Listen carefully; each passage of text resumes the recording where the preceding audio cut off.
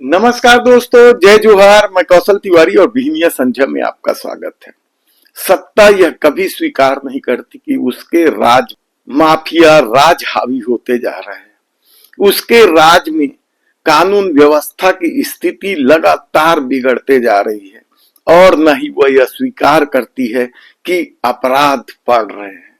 हर बार आंकड़ों के खेल लेकर वह बैठ जाती है और यह साबित करने की कोशिश करती है कि उसके राज में सब कुछ बहुत अच्छा है, सुशासन चल रहा है। यही कुछ छत्तीसगढ़ की डबल इंजन की सरकार दावा करते नहीं थकती, लेकिन आंकड़े बताते हैं कि किस तरीके से अपराध बढ़ रहे हैं, किस तरीके से अपराध नई नई प्रवृत्तियां सामने आ रही हैं और किस तरीके से खुद सरकार में बैठे लोग अपराध को बढ़ावा देते हैं। बात किस जिले से शुरू करें? कवर्धा, जहां दंगों में सबसे ज्यादा वह आगे हो चुका है, कि हत्या के प्रयास के मामले में दुर्ग की बात करें तो दूसरे डिप्टी सीएम अरुण साव का जिला बिलासपुर संभाग समझ लीजिए आप, मारपीट के मामले में प्रदेश में अव्वल बना हुआ है। तो राजधानी में चोरों का आतंक है, कहा जाए तो गलत नहीं होगा। बात कवर्धा से ही शुरू कर लेते हैं, क्योंकि यह गृह मंत्री का अपना जिला है। गृह मंत्री यानी विजय शर्मा।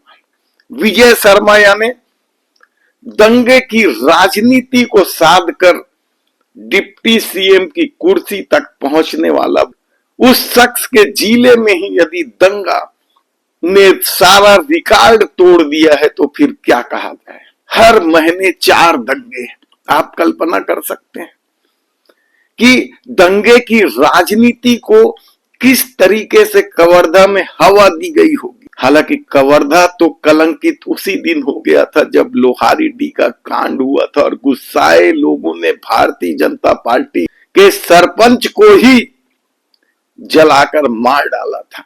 तब खूब बवाल मचा था। किस तरीके से निर्दोष लोगों को मारपीट करके जेल में ठूसा गया था, किस तरीके से पुलिस कप्तान खुद खड़े होकर बच्चियों को लाठियों से पिटवा रहे थे।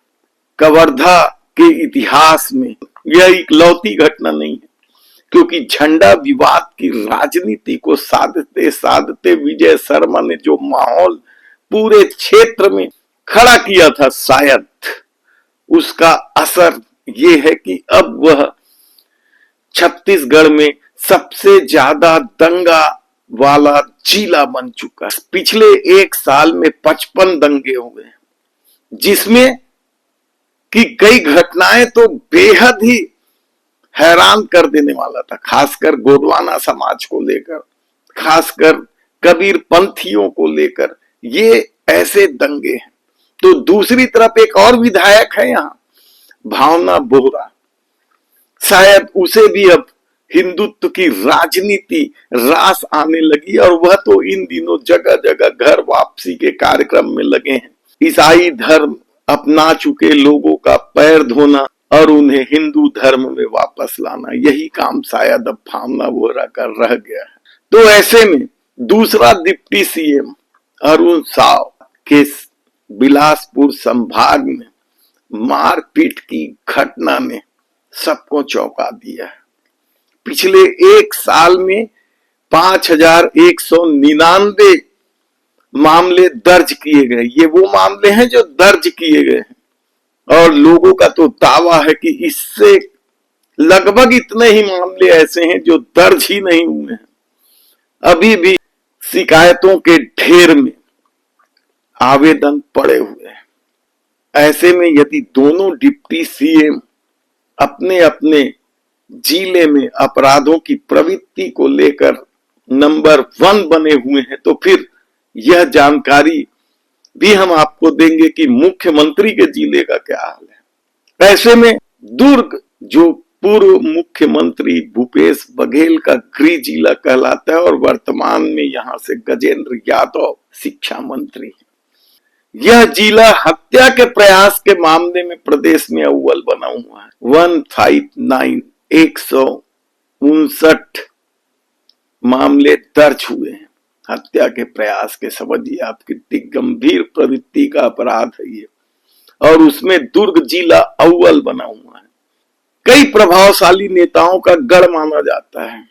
पूर्व गृह मंत्री ताम्रध्वज साहू का भी यह गृह जिला है, तो प्रेम प्रकाश पांडे, अरुण वोरा, सरोज पांडे जैसे दिग्गज नेताओं का यह जिला है।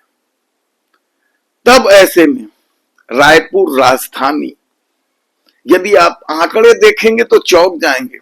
अपराध लगातार बढ़ रहे हैं हर जिले के आंकड़े लगातार यह साबित कर रहे हैं कि अपराध बढ़ रहा है, कानून व्यवस्था की स्थिति बिगड़ते जा रही है। तो रायपुर चोरी के मामले में अव्वल बना हुआ है। यहां पिछले एक साल में 1634 चोरी की घटनाएं हुई हैं। यानी आतंक है चोरों का, कहा जाए तो गलत नहीं होगा। और ये आंकड़े सभी शहरी क्षेत्रों में दिखाई दे रहे हैं। चोरी के मामले में लगातार आंकड़े बढ़ रहे हैं। चोरों का आतंक छत्तीसगढ़ की शहरों की तरफ कुछ ज्यादा ही दिखाई दे रहा है। तब ऐसे में बस्तर संभाग भी कैसे अछूता रहता। बस्तर संभाग में तो माफियाओं के आतंक की अपनी कहानी है। जंगल माफिया, आयरन ओर माफिया, रेत माफिया, आतंक है इन लोगों का।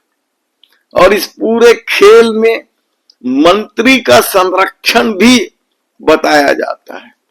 तब ऐसे में मुख्यमंत्री जिस सरगुजा से आते हैं, वहां की स्थिति भी जान लिया। हर तरह के अपराध तो बढ़ ही रहे हैं। नए तरह का माफिया राज भी यहां चल रहा है, कहा जाए तो गलत नहीं होगा।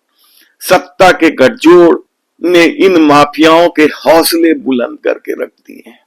और हालत ये है कि अब तो यहाँ प्रशासनिक आतंक की भी घटनाएं होने लगी। याद कीजिए आप कि किस तरीके से बॉक्साइट चोरी के मामले में पूछताछ करते हुए एक प्रशासनिक अधिकारी ने हत्या तक कर दी थी।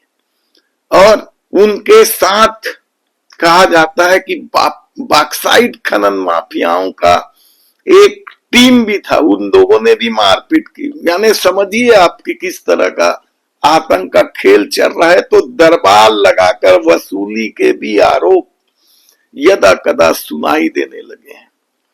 श्याम बिहारी जायसवाल, राम विचार नेताम जैसे मंत्रियों के इस क्षेत्र में मुख्यमंत्री के प्रभाव वाले इस क्षेत्र में किस तरीके से अपराध बढ़ रहे हैं, कानून व्यवस्था की स्थिति बिगड़ते जा रही है। और ऐसे में सत्ता यदि अपनी पीठ थपथपा रही है तो लगातार कांग्रेस इस मुद्दे को हवा भी तो दे रही है।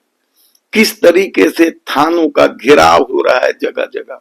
सरकार निकम्मी है, वो सरकार बदलनी है। जो सरकार निकम्मी है, वो सरकार बदलनी है। अभी तो ये अंगड़ाई है, आगे और लड़ाई है। अभी तो ये अंगड़ाई है, आगे और लड़ाई है। अभी तो ये अंगड़ाई है, आगे और लड़ाई है। भाजपाइयों शर्म करो, शर्म करो, शर्म करो। भाजपाइयों शर्म करो, शर्म करो, शर्म करो। भाजपाइयों दिन की खेती बंद करो, बंद करो, बंद करो। भाजपाइयों अवैध शराब की बिक्री बंद हो, बंद हो, बंद हो। अभी तो ये लड़ाई है, आगे और लड़ाई है। ऐसे में देखना है कि अब ये आंकड़े सामने आ गए हैं, तब सत्ता का क्या जवाब होता है। धन्यवाद।